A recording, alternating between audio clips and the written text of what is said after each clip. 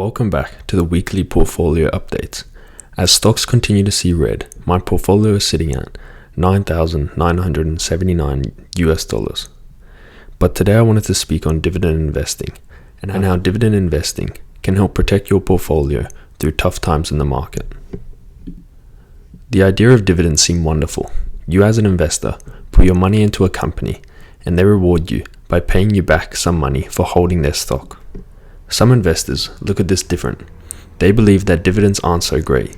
This might be because of the tax purposes, or even that they possibly believe that companies that pay out these reasonable dividends could be using the money to invest in themselves for more growth, and maybe these companies are hiding potential growth issues behind these quarterly payments to investors. But I'm here to speak on how dividends can be beneficial to your portfolio through the trying times of the market. A struggle many new investors face is convincing themselves to deposit a reasonable amount of money into their portfolio to get the ball rolling. The fear of uncertainty prevents many people from starting their journey. But that's where dividends can come in and play sort of a safety blanket.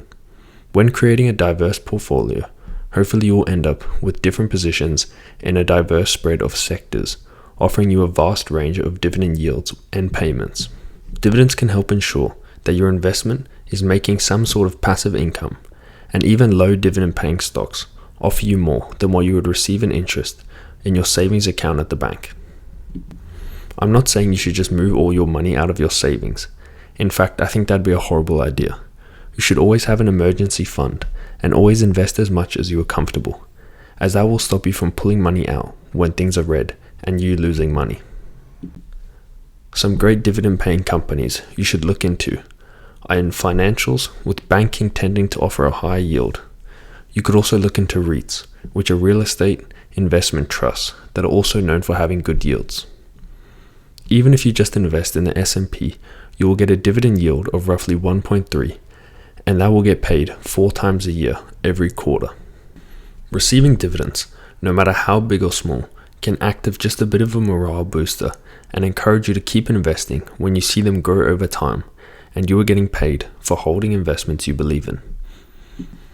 Joseph Carlson, a fellow finance YouTuber, spoke on this very topic on a dividend investing video that he recently made, and he shed some light on a few dividend paying stocks to look at. But even more recently, he put out a community post where he said, "Is Apple a low yielding company? Well, it depends on how you look at it. If you were just looking at dividends alone, yes, Apple is a company with only a 0.5% dividend yield. That's pretty low.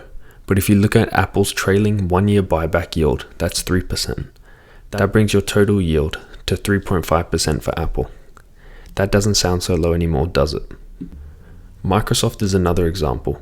While the stock only has a 0.8% yield, it also has a 1.26% buyback yield. That brings the total yield closer to 2%. Not quite as bad as when you factor that in.